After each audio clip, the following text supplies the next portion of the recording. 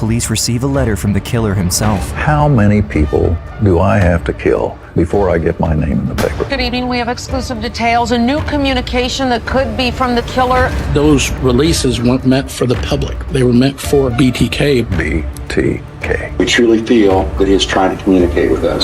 Letters that contain puzzles. Postcards that contain clues. It was very shocking to see a doll with the exact same bondage from 30 years before. This is one of the most challenging cases that I've ever been involved with. For over 30 years, a serial killer spreads terror across Wichita, Kansas, evading police at every turn. Where is he? Where did he go? If we don't get him fast, we're never gonna get him. But one man will do whatever it takes. No matter what happened to me, I didn't care. To get revenge. I was going to shank him if I could. I wanted revenge for my family. That's all I could think about. It's 1974. The Otero family are new in Wichita, Kansas. Joseph Otero, a military man with a zest for life, and his wife Julia, loving mother to their 5 children, do their best to build a future for the kids. Charlie Otero is the oldest, and the young boy admires his parents. My mom and dad had this relationship of unbelievable love. You know, he adored her. It's the kind of love you wish you could find. Charlie is 15 years old, a grade A student with a bright future ahead. He helps look after his younger siblings and only wishes to make his parents proud. My mother cared for everybody. She didn't have a mean bone in her body. My mother had told me that the only thing she ever prayed for herself was to die peacefully in her sleep. And that's the one thing she did not get.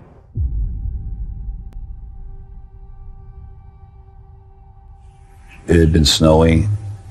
It was a day of testing for school. I asked my dad to take me to school early that day so that I could get to that early study hall.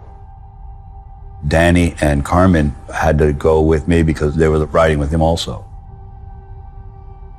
After school is over, Charlie walks home with his 2 young siblings, excited to tell his mom and dad about the perfect score he got on his test.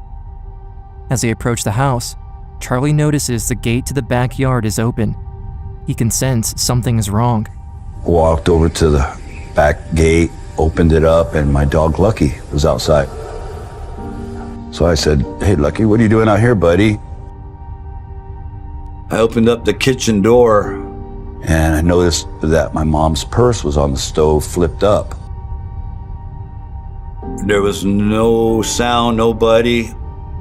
And so I was like, I yelled out, "Is anybody here?" And one of my siblings yelled out, "Charlie, come quick. Mom and Dad are playing a bad trick on us." So I ran down the hall and I saw my mother and my father, and well, my life changed. Joseph Otero, Charlie's father, is found lying on the floor with the belt around his neck. His wife Julia lays motionless next to him, also tied up. As soon as I touched them, I knew they were dead. I could smell the fear and the pain that they had gone through. I could feel it all in the room. He basically died looking in each other's eyes. Charlie asks his younger brother to call the police, but they quickly find out the phone line has been cut. He then takes his siblings out of the house and begs a neighbor to get help. The police came, they took me away. I tell the police to go to my brother and sister's school and stop Joey and Josie from going home. They cannot go home and find us like this. Bring them to me. I gotta have them with me right now. And finally a police captain came up to me and said, "Charlie, we gotta tell you that Joey and Josie were in the house." It felt like somebody had ripped my chest open and pulled my heart out. Joey was just like a little man. I mean, he was already a lady killer, good looking, totally athletic. Josie was a poet, an artist, very quiet. They had their whole lives ahead of them. When police entered the house, they found 9-year-old Joey Jr. bound in his room with a bag over his face. They also identify marks in the carpet that show the killer sat down to watch the little boy. Upon searching the house, a cop went into the basement and bumped into what he thought was a punching bag. After turning on the light, he found out it was actually 11-year-old Josephine hanging from a pipe. She had been abused. And I thought right then, there is no God. I hate God. I hate the world. I really lost my religion at that moment. The investigators looked shaken, what they saw and what had been done to the children. That would shake anybody. This was an average, normal, nuclear family. Nobody could fathom exactly why they were selected for this crime. Most people at that time thought it was a drug deal. We thought it was a one-off, a one-time deal. We were wrong. February 1974, 1 month later. Charlie is sent to New Mexico along with his brother Danny and his sister Carmen to go live with an uncle. They're to start a new life there, but to Charlie, life has lost all purpose. When my family was killed, you have an empty feeling in your heart. It's like it's not there anymore. PTSD kicked in, started drinking, using drugs, trying to get the memory out of my head, trying to get the visions out of my head. Every day, he catches himself watching over his shoulder, convinced that the man who killed his family will come for him too. All he knows and cares about is that the killer was never caught. I should have been there. I should have been home. If I hadn't gone to school early that day, I would have been there. April 4th, 1974. Just 2 miles away from where Charlie used to live, a 19-year-old man is running down the street with blood on his face when he catches a few passersby and begs them to call the police. He says, "Please help my sister. Someone broke into our house, and she's still there." When police arrive at the boy's home, they find 21-year-old Catherine Bright tied up with nylon stockings. She begs the officers to remove the binding because she can't breathe. The woman has been stabbed several times. After being rushed to the hospital, she dies. Her brother Kevin, who came out searching for help, was shot twice in the head, but he's in stable condition. Initially, the Bright murder was not associated with the Otero killings. There were not a lot of similarities in the method of killing. Catherine Bright had been stabbed, but the Otero family had been strangled. We noticed that the nylon stockings were tied with square knots, such as had been seen at the Otero crime scene. In both crime scenes, the telephone line was cut prior to entry. That wasn't enough to actually connect those two cases. However, police are able to make a composite sketch with the help of Kevin, who saw the killer up close. Right away, the sketch is shared with every news outlet in the state of Kansas. Everyone is on the lookout for who might fit the description. Thousands of tips flood in, with no solid lead. October 1974, 6 months later, police finally make an arrest after one young man confessed he did kill the Otero family, along with 2 of his friends. The news comes as a relief when the local papers hit the stands. Shortly after, a news reporter receives a call from an anonymous man. The person on the other end says, "Go to the library. You will find a letter in an engineering book." The letter started out with, "I did this. I did it myself. I did it alone. So let's set this straight." It shared information regarding the crime scene that only someone who had been in there would know about. Josephine, position, hanging by the neck in the northwest part of the basement, hand-tied with bind cord, noose with 4 or 5 turns. He wasn't remorseful about the Otero homicide.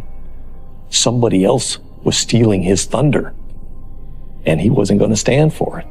At the end of the letter, he mentioned that the code words for me will be bind them, torture them, kill them. BTK. He indicated that he was a serial killer to be and threatened to continue to kill. Since investigators are unable to trace the author of the letter, the man who calls himself BTK disappears, and for the rest of 1974, no one hears a word from the killer. 1975 goes by, then 1976, and still not a word. Everyone in Wichita lives in fear, but for Charlie Otero, nothing has changed. Living 800 miles away, he doesn't hear news of this second murder and has never heard of the moniker BTK. Unable to cope with the loss of his family, he becomes prone to violence. I lost all hope. I lost all desire to care about anybody or believe in anything. All I thought about was violence and pain and suffering. What had happened to my family became who I was. And little by little, I got worse. 1977, Charlie manages to graduate from high school, but he finds trouble wherever he can. Now 18 and no longer a minor, Charlie turns to the streets and becomes a drifter. He lives outside the law, stealing for food, riding around in his motorcycle. The smart boy with a bright future is long gone, while a new serial killer is beginning to thrive. It's March 17th, 1977, when BTK strikes again. Police get a call from a man who says a little boy just came knocking at my door saying, "My mom is dead, my mom is dead, call police, a man killed my mom." Police respond to the boy's home and find a woman lying dead in her own bed. She was found with a bag over her head, tied with a ligature around her neck. They learn from neighbors that the woman is Shirley Vian, a single mother of 3 children. Her son, 5-year-old Steve, is the one who called for help. It appears he witnessed his mother's murder. How do you ever recover from that? How does a 5-year-old ever recover from that? In my mind, I was 5, but I was 6 years old. Just turned 6. My mom, she was sick in bed, sent me block up the road for a can of soup, you know. And on my way back, man stops me, shows me a picture, woman and child. Right away, the young boy can see the man is holding up a picture of his mom and his brother. Asked me, did I know who it was? I said, no, sir. He went ahead and let me go. About 15 minutes later, he come knocking on our door. I opened it, and there stood the same guy, and he had a gun.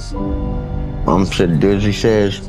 He locked us in the bathroom, put his kids in there, put a blanket, a couple toys in there, pushed the bed against the other door. I peeked through a crack in the door. I seen everything. Stripped down, naked, taped her hands behind her back, face down. My brother, he broke the bathroom window, hollering for help. I ran through the door, broke it. After I ran around and tried to untie the rope, I could have got the rope loose. There might have been hope. But I was a 5-year-old boy, you know. What the hell could I do? It's a image burned in my brain. It'll never go away. Police now have 3 homicides. The Oteros, Catherine Bright, and Shirley Vian. BTK has become a serial killer, just like he promised.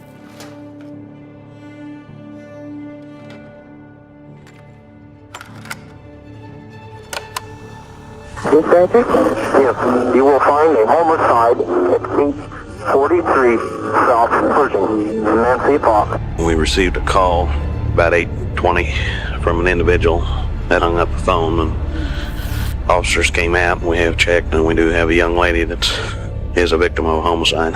Was she shot or stabbed? No, she appears to have been strangled this time. With us right now is Chief of Police Richard Lemunion. BTK itself has killed 7 people, Chief. What kind of leads do you have? Very honestly, we have no solid leads at all. We have general leads, we have circumstantial evidence, we have absolutely nothing that will point us to any one particular individual. It appears somebody between the early morning hours of Saturday, April 27th, cut phone lines to Hedges' home, broke into the house, and kidnapped the 53-year-old Park City woman. We have an individual who apparently has the uncontrollable desire to kill at times. Fear spread quickly in the community. People began looking over their shoulders. Doors and windows were locked tight. The most important thing that everyone can do is certainly be aware that we do have a very serious problem. The body was nude and police say badly decomposed. A pair of knotted pantyhose were found lying in the ditch beside it. The murders in Wichita were all close together. Everyone within a few miles of the killer's playground fears for their own life. But those who survived know what kind of monster BTK really is. Charlie Otero, Kevin Bright, Steve Relford, Steve is now 20 years old, and just like Charlie, he lives a troubled life. Steve, I've always felt very bad for him for what happened to him, because BTK didn't just kill his mother. BTK really killed him too. My memory of my mom took over everything for a while.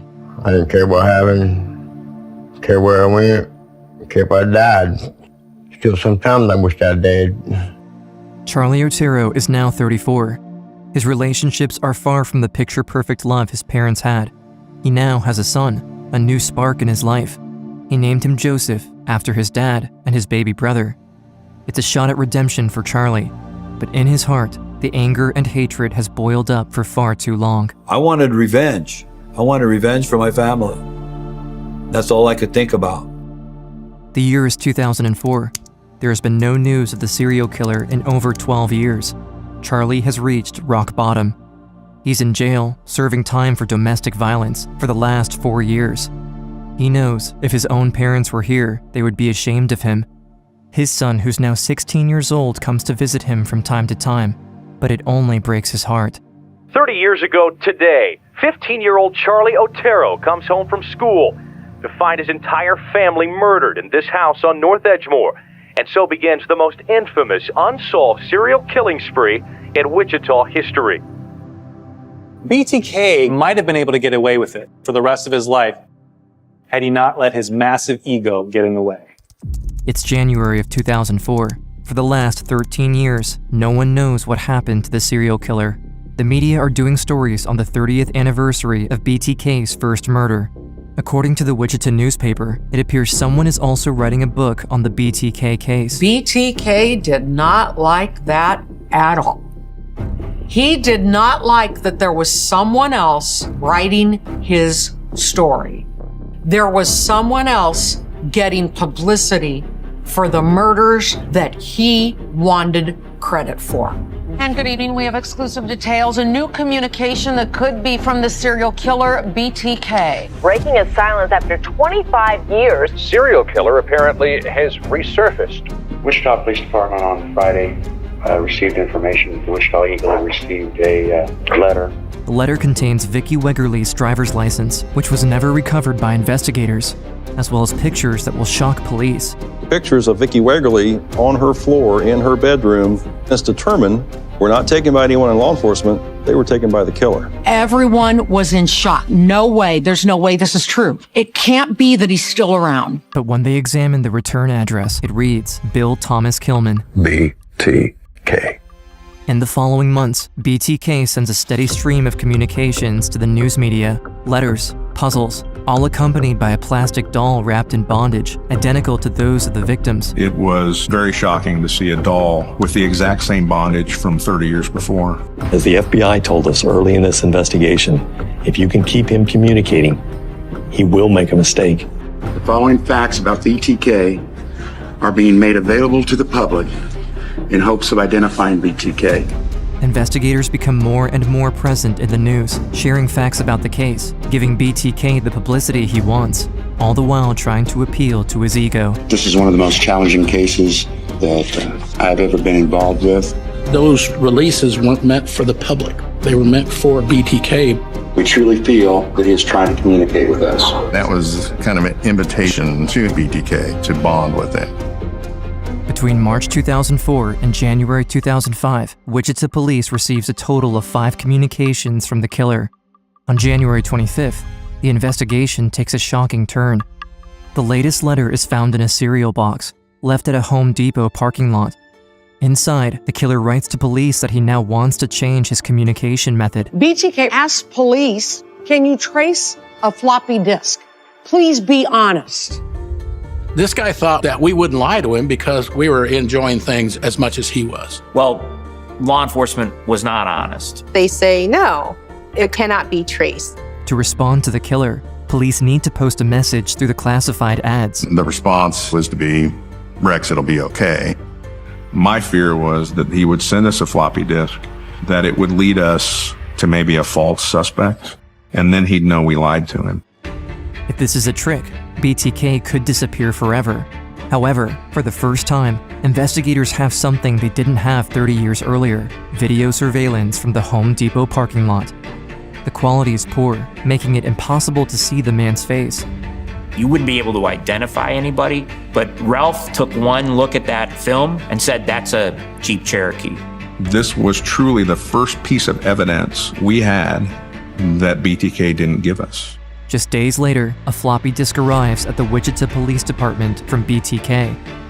Right away, forensics analyze the disks. In a matter of moments, they are able to find the software registration to a user named Dennis and the organization name Christ Lutheran Church.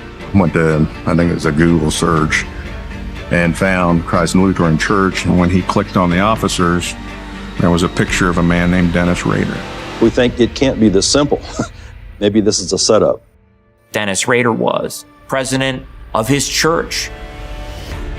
He was a compliance officer for the city of Park City. We've been tracking it down. The dogs are somewhat territorial as well as vicious. He was living a normal life. He was a Cub Scout leader. He's out there not only using knots, but he's teaching people how to tie square knots. He worked for ADT, the alarm company. He's in your house installing the alarm system, and he's a serial killer. And then we drove to Park City as fast as we could. There was a black Jeep Cherokee in the driveway. Investigators put Dennis Rader under 24-hour surveillance while they build the case against him. Back in 1974, we couldn't even spell DNA. The technology didn't exist back then. But at Josephine's feet, there was a pool. The crime scene investigator had incredible imagination. He took a pillowcase and he cut it up into several small pieces, and then he dipped it in that pool. 31 years later, a genetic profile would be drawn from one of those preserved pieces of evidence. Ever since the coming of DNA technology, police have been looking for a match to that genetic profile. Now, they have the next best thing. They find out Rader has a daughter who attended Kansas State University. His daughter, Carrie, she'd had a pap smear, and I was able to get a court order for the sample. I drove it as quickly as I could to our forensic laboratory. I recall it as being the longest 2 days in the world. I'll never forget the lieutenant called me and said, "Got the DNA back, it's him." BTK is Dennis Rader.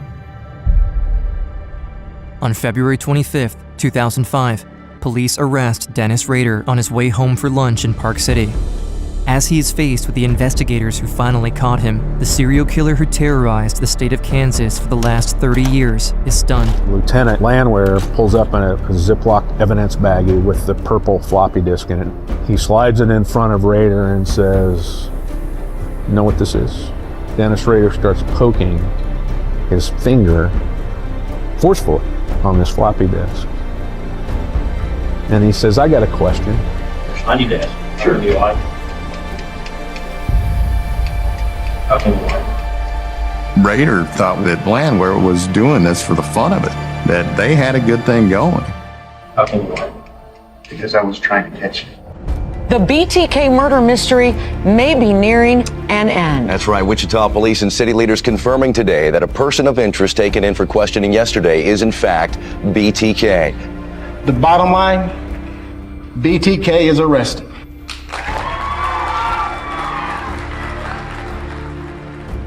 I believe most women in Wichita were very emotional that day because we really didn't believe it would never happen again.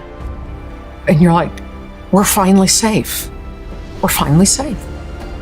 Although many in Wichita are relieved by the news of the arrest, most are shocked to learn who BTK is. People knew Dennis Rader for his role at the local church. For the family of his victims, the news is horrifying. What could be worse than to piously pretend every Sunday that you're this example of Christianity? You can be the worst form of social sewage that ever crept out from under a rock. The day Dennis Rader was caught, I was working to do landscaping. I got the phone call from my sister. She said they got him. I said, "Yeah, right." She goes, "No, they really got him. They swear it's him." I put the phone down, and I remember bushes flying 10 feet high over my head. I was ripping them out of the ground.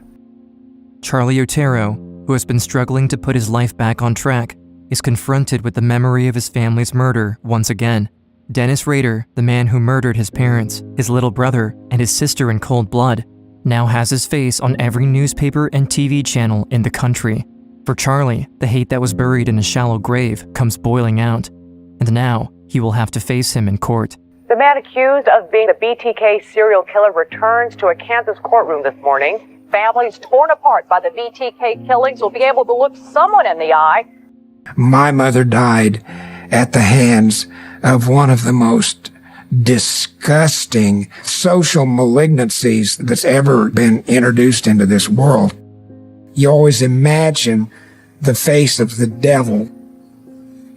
And here's this Elmer Fudd-looking little oaf with a stupid haircut and a dumb look on his face. And I thought, oh, you're real intimidating. Yeah, you could probably scare a woman in the middle of the night, but you're just a little cockroach. June 26, 2005. Dennis Rader is brought in front of a jury to begin his trial. Every surviving family member of each one of his victims shows up in court. They want to make sure the monster will be put behind bars. Steve, son of Shirley Vian, is there. So is Charlie Otero. I was going there with the idea of getting my hands on him.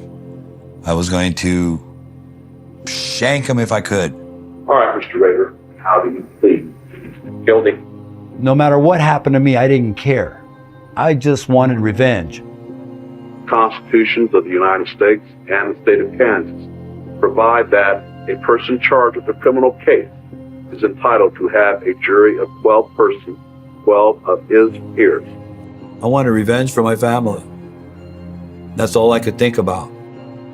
I didn't know anything about how my family had died until he did his confession. Well, I confronted the family, pulled a pistol, confronted Mr. Otero. He said that my mother said that, may God forgive you for what you're doing.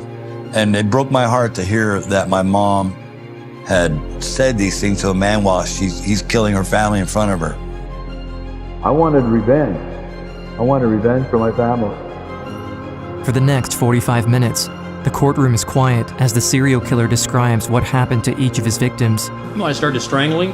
I stabbed her 2 or 3 times, either here or here. Most of them, like Charlie, are hearing the details for the first time. Rader speaks matter-of-factly, showing no emotion or remorse in the killings. I proceeded to tie her up on a bag over her head and strangled her. The kids were really banging on the door, hollered, screaming. Charlie is waiting patiently for the perfect moment to assault and kill Dennis Rader when he gets a call he never expected. When we returned from lunch, I was confronted by a phone call from my ex-girlfriend, the mother of my son, saying, Charlie, Joseph's been hit by a car, and he said he's in a coma. He'd been hit by a car. I told God at that time, I said, I'll give my life. I'll give you everything. Just save my son. Charlie is asked to make a statement on behalf of his family, all the while not knowing if his son will survive the night. My name is Charlie Otero. I am not here to recant the personal loss I have felt for over 30 years, but to speak for all the members of my family, living and dead. Not only my siblings and I, but the entire families of the Oteros and the Burgoses suffered from the actions of one Dennis Rader. Sons, daughters, uncles and cousins, a father and mothers, all lost the precious moments my family's very existence would have brought them during their lifetimes. He caused me to challenge my faith, changed my future forever, and separated me from the rest of my loved ones for over 30 years. Yet a son's love for his mother would not allow Dennis Rader to tarnish her memory. The lessons I learned from my father and mother transcend the evil doings of Dennis Rader. You, Dennis L. Rader, to serve a term of life for each one of these counts. Those sentences that are run consecutively, one after the other. After Dennis Rader's sentencing, Charlie Otero left his anger in the courtroom and walked out a new man. All need for revenge went away, and all I could think about was my son. My son woke up months later, a newborn child. God answered my prayers and saved my son. To this day, I try to live up to that. I was wrong in letting what he did dictate who I was for so long. I take the memories of my family and use that to guide me. My family is with me all the time.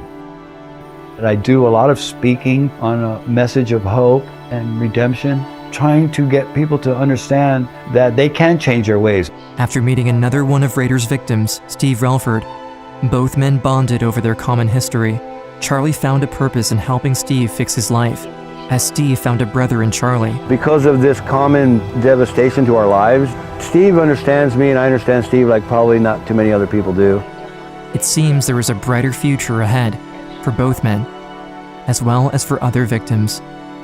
Even as we left the courtroom, a lot of us felt that, maybe we can make it. Maybe all is not lost.